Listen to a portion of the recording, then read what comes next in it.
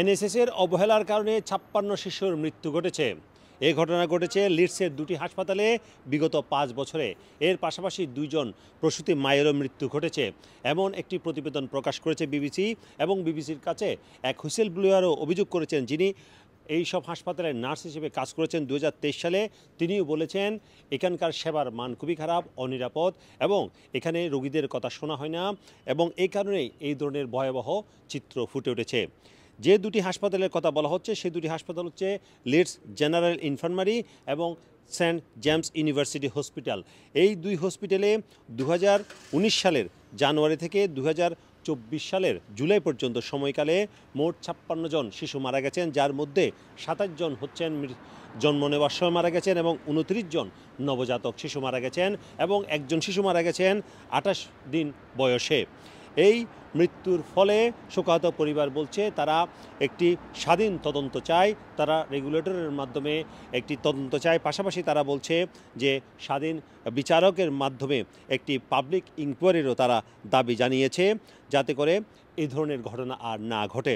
তবে তারা আশঙ্কা করছেন যে সময়ে এই ঘটনা ঘটেছে, অর্থাৎ এত বেশি পরিমাণ মৃত্যুর ঘটনা ঘটেছে, সে সময় যিনি চিফ এক্সিকিউটিভ ছিলেন ওই এনএসএস ট্রাস্টের, তিনি এখন রেগুলেটরকে নেতৃত্ব দিচ্ছেন। সুতরাং এক্ষেত্রে সঠিক তদন্ত প্রতিবেদন আসবে কিনা সেটা নিয়ে তারা সন্দেহ প্রকাশ করছেন।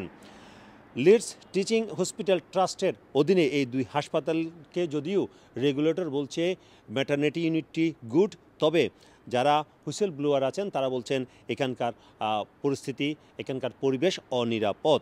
এবং এর পাশাপাশি ভিন্ন প্রতিবেদন যেটি পেয়েছে বিবিসি, সেখানে বলা হচ্ছে লিডস হচ্ছে সর্বোচ্চ নবজাতক শিশুর মৃত্যুর ক্ষেত্রে লিডসের অবস্থান হচ্ছে সর্বোচ্চ পর্যায়ে। এইসব সংবাদ প্রকাশ করার পাশাপাশি বিবিসি বেশ কয়েকটি নবজাতক শিশুর মৃত্যুর খবর দিয়েছে ওই সময়ে, এবং প্রত্যেকটি কেসের ক্ষেত্রে বলা হয়েছে এনএসএসের অবহেলার কারণেই মূলত এই মৃত্যুগুলো ঘটেছে। এবং আরেকটি কথা যেটি বিবিসি বলছে সেটি হচ্ছে এখানে নবজাতক শিশুর মৃত্যুর হার প্রতি ১,০০০ জনে ৪.৪৬ ছিল ২০২২ সালে, এবং ২০১৭ সালে ছিল প্রতি ১,০০০ শিশুর মধ্যে ৩.৩০। এর পাশাপাশি কয়েকটি মৃত্যুর ঘটনা তারা বলেছে, সেখানে একটি দম্পতি, তাদের কথা বলা হচ্ছে ফিওনা উইন্সার এবং ড্যান র্যামসের প্রথম শিশু এলিওনা গ্রেস, তিনি সেই শিশুটি মারা গেছে লিডস জেনারেল ইনফার্মারিতে জুলাই ২০২০ সালে ২৭ মিনিট পর। ওই শিশুর মৃত্যুর ২৭ মিনিট পর মারা গেছে। এর পাশাপাশি আরও কয়েকটি মৃত্যুর খবর তারা দিয়েছে, তার মধ্যে হচ্ছে অমরজিৎ এবং মানদীপ কর, তাদের সন্তান অ্যাশি, সেও মারা গেছে জন্মের সময়।